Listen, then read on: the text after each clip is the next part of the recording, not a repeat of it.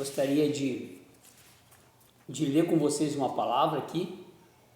São dois textos, né? 2 Tessalonicenses 2,7 e Apocalipse 17, versículo 5. Então, primeiramente vamos ler aqui 2 Tessalonicenses 2, versículo 7, que está aqui, ó. O caráter do homem da iniquidade e a sua derrota. Com efeito, o mistério da iniquidade já opera e aguarda somente que seja afastado aquele que agora o detém. Então será de fato revelado o iníquo, a quem o Senhor Jesus matará com o sopro da sua boca e o destruirá pela manifestação da sua vinda. Ora, o aparecimento do iníquo, segundo a eficácia de Satanás, com todo o poder, sinais e prodígios da mentira, e com todo o engano de injustiça aos que perecem, porque não escolheram o amor da verdade para serem salvos. É por esse motivo, pois, que Deus lhe manda operação do erro para darem crédito à mentira, a fim de serem julgados todos quantos não detêm crédito à verdade, antes, pelo contrário, se deleitam com a injustiça. Amém, meus queridos? Então, esse texto aqui, de 2 Tessalonicenses 2,7, a pergunta é: existe alguma coincidência nesses textos bíblicos? Agora nós vamos ler lá em Apocalipse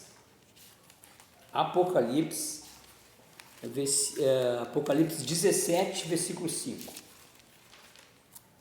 Depois eu vou explicar esses dois versículos, segundo o meu entendimento, segundo o que eu tenho estudado, segundo o que foi passado pelo Ministério da Palavra, que faz parte da minha igreja lá, o que a gente estudou sobre isso. Amém, meus queridos?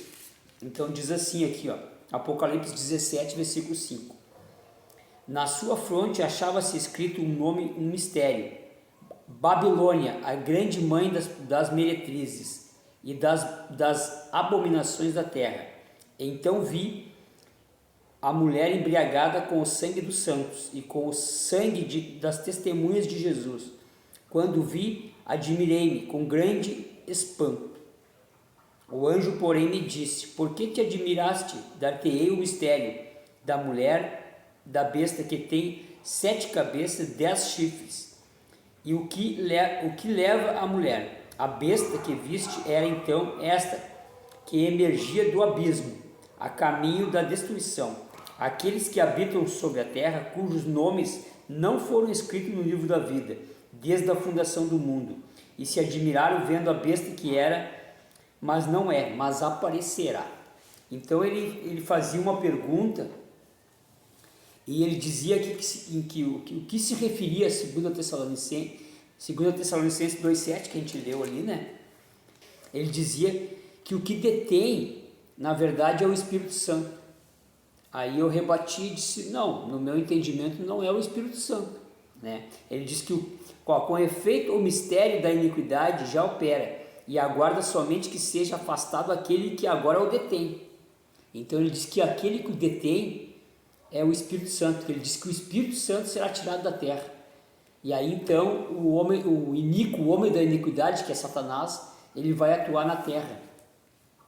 Na verdade, Satanás já atua na terra, né? Já atua em todos os filhos da desobediência, diz a palavra de Deus. Satanás, ele já atua na terra. E a destruição só não é maior. Eu coloquei ali que o que detém não é o Espírito Santo. O Espírito Santo ainda está com o homem, né? Porque nós estamos na era da graça.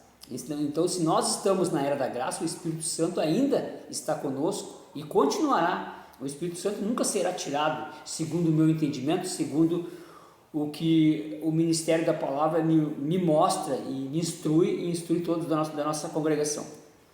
Então aqui fala que, com efeito, o mistério da iniquidade já opera. Aqui diz que ele já opera, que é Satanás.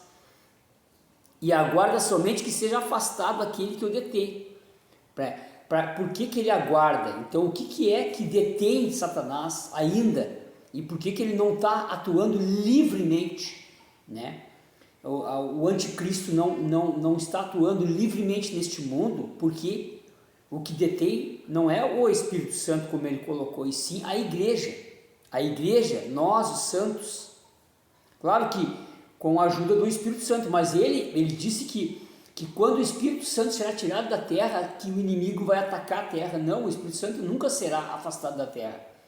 Aqui, o que 2 Tessalonicenses 2,7 está nos mostra, é que o que detém ainda o iníquo, o anticristo, é a igreja. A igreja de todos os séculos, de todas as gerações, é ela que mantém. Quando a igreja for arrebatada da terra, no meio no meio da grande tribulação, lá nos 3 anos e meio, porque haverá 7 anos de tribulação sobre a terra, só que a igreja passará pela tribulação até a metade desses 7 anos, nos 3 anos e meio, sim, né, que ali diz, né, lá em Apocalipse, à meia-noite ouve-se o grito. O que quer dizer a meia-noite? A meia-noite quer dizer que nós passaremos pela metade da tribulação, nos 3 anos e meio de tribulação nós passaremos.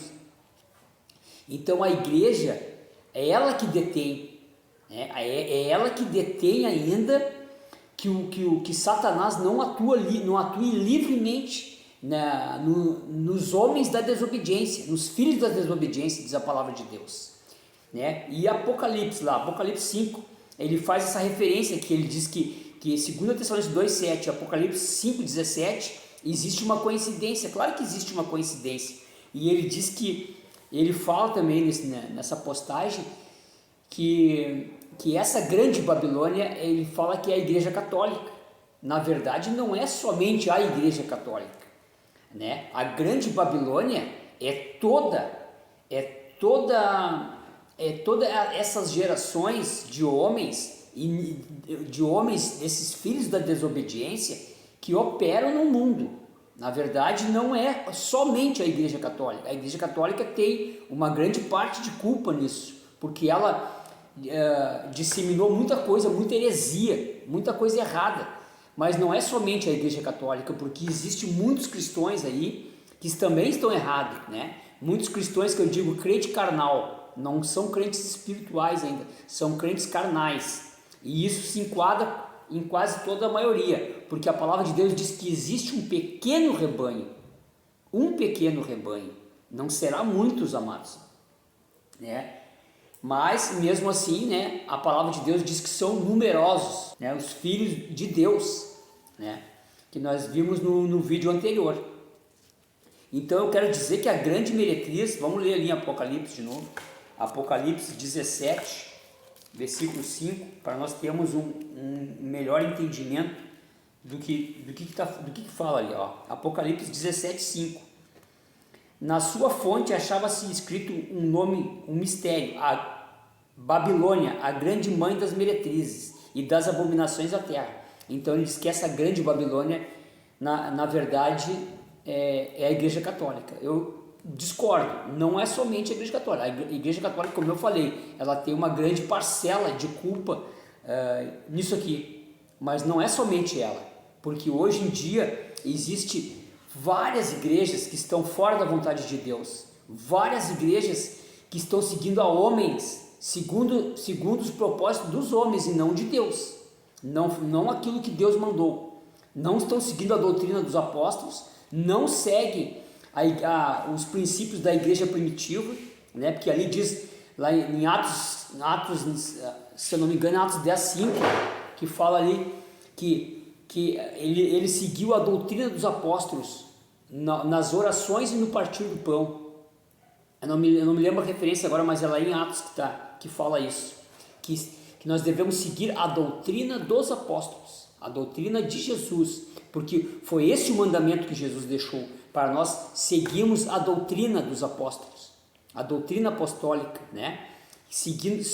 Segundo a vontade de Jesus, seguir a Cristo, não ao homem, mas quem dá o crescimento é Deus. Então nós temos que entender a palavra de Deus, não podemos falar heresias, nós temos que estudar a palavra de Deus. Não estou dizendo que eu estou certo e que ele está errado, mas nós temos que ter um discernimento da palavra de Deus e entender o que o Senhor quer nos mostrar. Então, aqui não é só a Igreja Católica que tem culpa. Hoje existem milhares de denominações aí que estão fora da vontade de Deus, que ainda são crentes carnais, não são crentes espirituais, ainda não negaram a vida da alma, né? Não aceitaram ali o que Jesus fala ali: negue-se a si mesmo, tome a sua cruz e siga-me. Não, eles estão fazendo as suas próprias vontades, estão seguindo os seus próprios cursos, as suas próprias paixões e concupiscências e ganâncias, e não estão seguindo a Cristo. Não estão seguindo a doutrina que Cristo deixou, o Evangelho do Reino de Deus. Não estão seguindo os princípios apostólicos, né? A doutrina dos apóstolos. Não estão seguindo as bem-aventuranças ali, né? Que é no modelo do monte. Eles não estão seguindo esse modelo que Jesus diz, né? Então temos que estudar a palavra de Deus. Não podemos acusar os outros, e sim orarmos para que todos alcancem a salvação no Senhor. Amém, meus queridos? Deus abençoe a todos.